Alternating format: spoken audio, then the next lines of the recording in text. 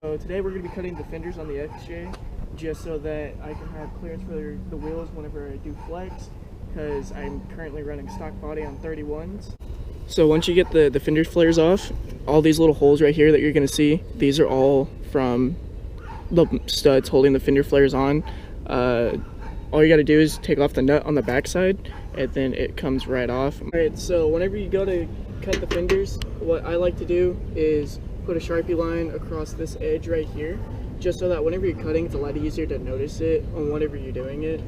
And then you basically just cut all the way around. And then the way I did it was I kind of notched it and went around this whole side right here.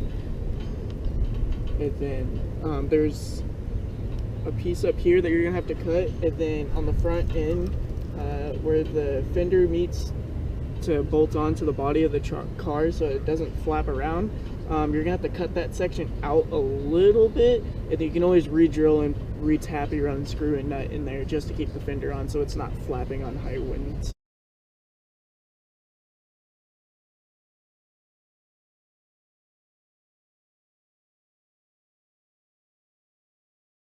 So once you finish cutting everything, you're gonna have a little extra piece right here. I cut that off. I have this is for holding on that little piece right there for the fender flares. I just went ahead and cut it all the way up at the top right here. It's basically just a riv nut. And then right here, I just cut off this little piece. And then all you gotta do is just drill a new hole right here, and then you can reuse the screw. So today we're gonna be working on the rear of the Jeep. And what we're gonna do is I'm gonna show you two ways of doing it. So one way I've seen people do is cut right here at this line all the way around. There's a bunch of little tiny spot welds right here that most people kind of like try not to cut, because if you just cut this whole section out right here, it's gonna be two pieces of metal and you have to re-weld it all back together. So most people either cut it right here along this line, or there's the cut and fold method where you basically go from starting from here an inch up and you just fold it back. All right, so on the rears, I definitely recommend taking off the wheels just because you got to cut straight in, and then whenever you take a hammer to fold it all back, it's going to be kind of a pain just to do it with not much clearance. So we're going to go ahead and take off the rear wheels and then go ahead and start cutting.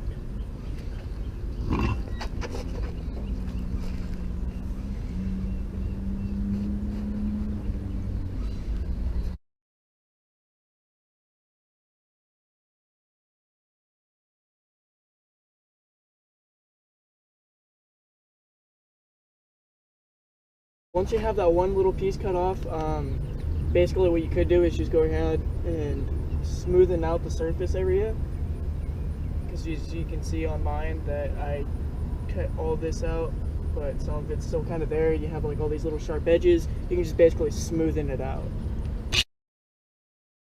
There you go, that's how you would do that. Now the next step would be the cut and fold, and that'll allow more clearance if you do it that way. So basically the rule of thumb would be, if you still had this extra little piece, would be the 1 inch up.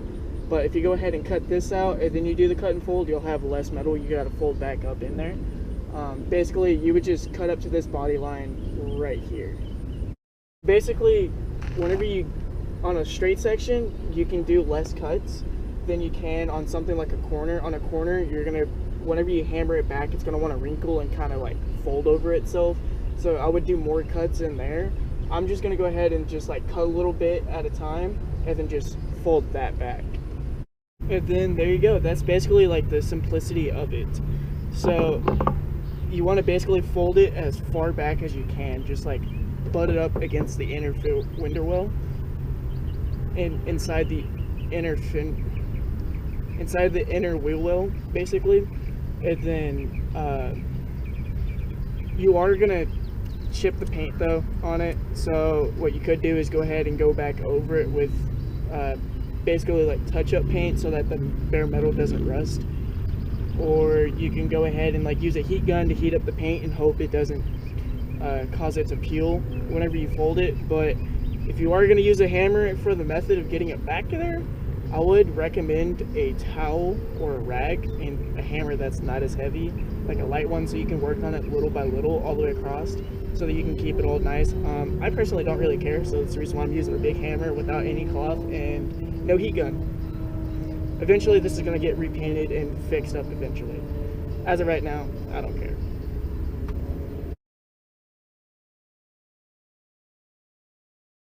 So this is how I'm basically going to do the corners. I just kind of put little slits here and there. On the straight section, I'll just go ahead and just put one slit here, and then I'll probably fold this all back as one piece, and then just this little bit I'll cut off as well. And then on this side, I'll just mirror it over, just about 2 or 3 cuts in here to make it separate pieces, and then just leave most of this as one piece.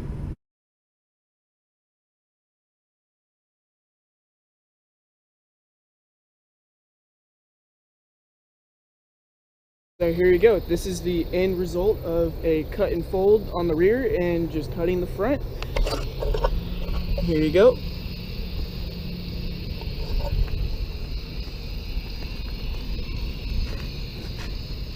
Now you have all the clearance you want right there.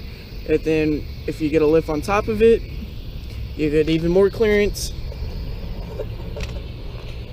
all the way around.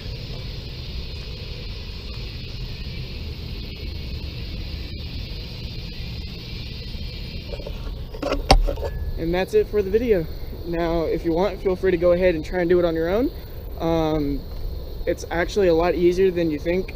I just used a cheap Harbor Freight one for the angle grinder, and that's really all you kind of need. Other than that, it's super simple. Hope the video helped out. All you gotta do is try it on your own now, and feel free to like, comment, and subscribe. And until next time, I'll see you guys in the next one.